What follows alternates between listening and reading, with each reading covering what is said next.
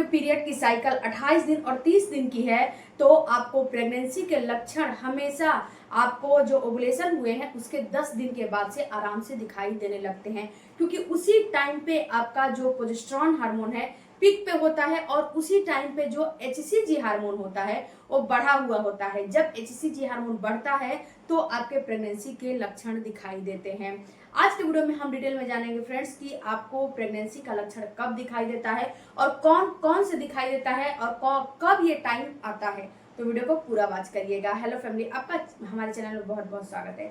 सबसे पहले बात करते हैं फ्रेंड्स कि जो आपकी प्रेगनेंसी होती है तो ये कब जो है टाइम आ जाता है, पीरियड आने के कितने दिन बाद टाइम आ जाता है और जो पीरियड आने वाला है उसके कितने दिन पहले आपका टाइम आ जाता है। तो देखो डियर, जो आपका पीरियड आने वाला है उसके कम से कम 1 हफ्ते पहले आपको प्रेगनेंसी के लक्षण दिखाई देने लगते हैं। 1 हफ्ते मान लीजिए या 5 से 6 दिन मान लीजिए, एक दिन ऊपर नीचे होता है। ओके, दूसरी बात फ्रेंड्स कि जो आपका पीरियड आया है, अगर 28 दिन और 30 दिन की साइकिल है उसके अनुसार मैं बता रही हूँ, जो आपका पीरियड आया है उसके कम से कम 24वें से लेके और 25वें 26वें दिन के बाद से ये लक्षण आपको दिखाई देने लगेगा। ओके, तो ये भी बात आपको समझना है। इसके साथ साथ फ्रेंड्स, अगर आपके पीरियड की साइकिल यानी कि शॉर्ट में आता है, 28 दिन और 30 दिन नहीं है, 20 दिन 22 दिन 25 दिन की है, तो जो ये डेट है ये शॉर्ट में हो जाएगा। अगर आपका पीरियड लॉन्ग में आता है, 35 40 45 दिन में आता है, 32 33 दिन में आएगा, तो ये लॉन्ग में साइकिल हो जाएगा। लेकिन फ्रेंड्स, ये आपको समझना पड़ेगा कि आपके पीरियड की साइकिल कितने दिनों की है, उसी के अनुसार ये जो है डिपेंड करता है।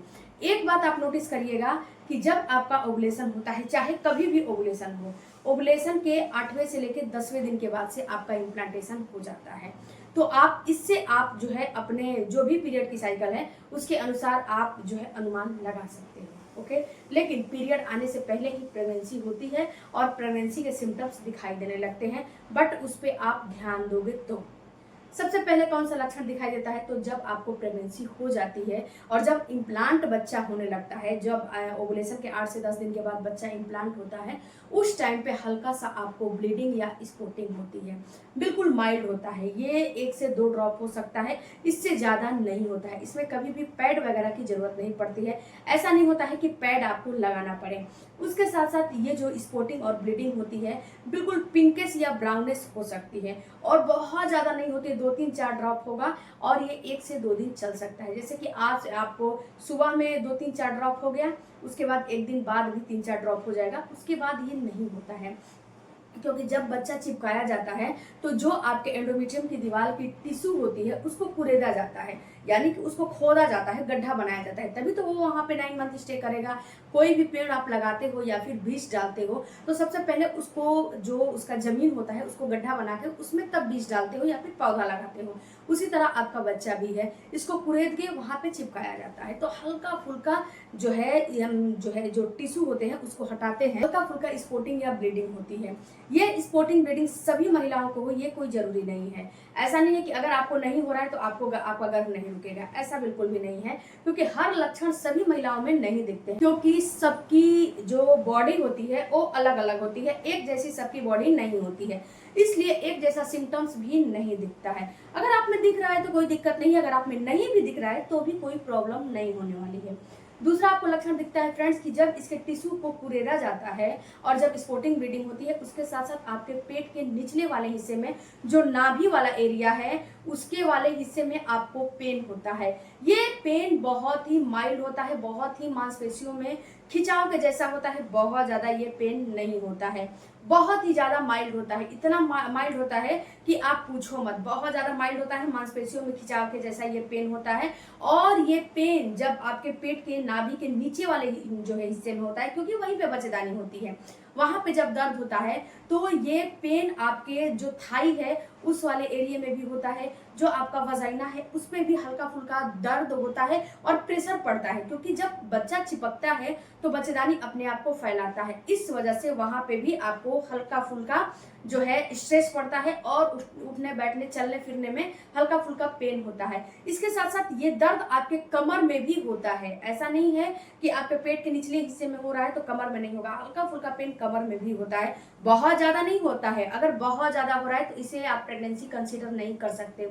बहुत ज्यादा हो रहा है तो ये दूसरी चीज का ये प्रॉब्लम है, आपको प्रेगनेंसी नहीं हो रहा है। प्रेगनेंसी में कभी भी अगर प्रेगनेंसी होती है तो कभी भी बहुत ज्यादा दर्द और ब्लीडिंग बिल्कुल भी नहीं होनी चाहिए। आपको मरोड़ से दर्द हो गया या फिर बहुत ज्यादा पेन प्रेगनेंसी में नहीं होता है, ये मिसकैरेज का संकेत होता है।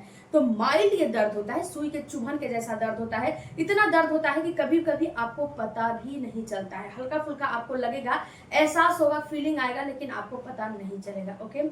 तीसरा जो लक्षण होता है, जब आपको प्रेगनेंसी हो जाती है, HCG हार्मोन बढ़ने लगते हैं तो आपका मूड स्विंग होने लगता है। कभी आपको गुस्सा आता है, कभी आपको चिड़चिड़ापन होता है, कभी आपको बहुत ज्यादा ऐसा फील होता है कि मैं किसी को मार पीट दूं, वैसा आपको फील होने लगता है, बहुत गुस्सा चिड़चिड़ापन आता है। तो अगर आपको ऐसा हो रहा है और सुबह सुबह में बहुत ज्यादा होता है, मॉर्निंग सिकनेस जो है प्रेगनेंसी की जो शुरुआती दौर होता है उस टाइम पे मॉर्निंग सिकनेस बहुत ज्यादा होता है। सुबह सुबह उठते हो तो लिथार्जी फील करता है, बॉडी बिल्कुल थकी थकी फील करती है, जबकि आप रात भर रेस्ट लेके उठे हो, फिर भी आपके बॉडी में एनर्जी नहीं मिलती है, आपको बहुत चिड़चिड़ापन आएगा। सुबह सुबह कोई बोलेगा तो आपको बहुत ज्यादा गुस्सा आएगा।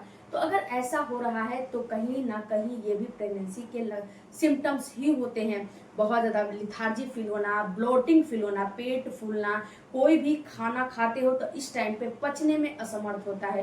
कोई भी डाइट अगर आप लेते हो, नॉर्मल भी खाना खाओगे तो भी आपको इस टाइम पे पचने में बहुत ज्यादा दिक्कत होती है, क्योंकि इस टाइम पे इम्यूनिटी थोड़ी सी वीक हो जाती है और इम्यूनिटी वीक होने की वजह से कोई चीज जल्दी पचती नहीं है। तो अगर आपके साथ भी ऐसा हो रहा है, इम्यूनिटी वीक हो गई है, कोई चीज जल्दी पचता नहीं है, पहले जो खाना खाते हो 3 से 4 घंटे में पच जाता है, लेकिन अब जब खाओगे तो ये 5 से 7 घंटे 8 घंटे भी जो है लगा देगा। अगर आप हैवी कोई गरिष्ठ भोजन कर लेते हो तो ये 12-12 घंटे तक पचता ही नहीं है। तो इसीलिए नॉर्मल खाना खाओ, घर का खाना खाओ और अपने हाथ से बना के खाओ, घर का ही खाना खाओ।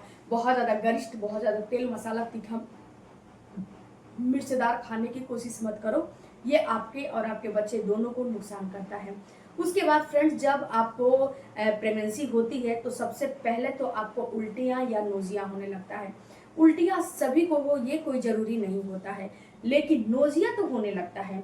जब सुबह में उठते हो तो ऐसा फील होता है, जब ब्रश वगैरह करते हो, कि मुंह में खट्टे पानी भर जा रहे हैं, अब उल्टी हो जाएगा, लेकिन उल्टी नहीं होती है। और बहुत सारे लोगों को उल्टियां बहुत ज्यादा होती है, शुरू से ही उल्टियां होने लगता है। ओके।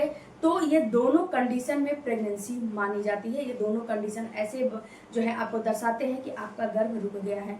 उसके बाद फ्रेंड्स, जो अगला आपको लक्षण दिखाई देता है वो होता है आपका नींद। अगर आपको बहुत ज्यादा नींद आ रही है, पहले तो नहीं आती थी लेकिन इस टाइम पे आ रही है, और आप एक्स्ट्रा काम भी नहीं कर रहे हो, एक्स्ट्रा बर्डन भी नहीं लिए हो, तो भी ये प्रेगनेंसी को कंसीडर करता है। अगर आपका जो नींद है वो बिल्कुल कम हो चुका है, नींद में कमी आ गई है, तो भी ये आपको दर्शाता है कि आपका गर्भ बिल्कुल भी रुक गया है।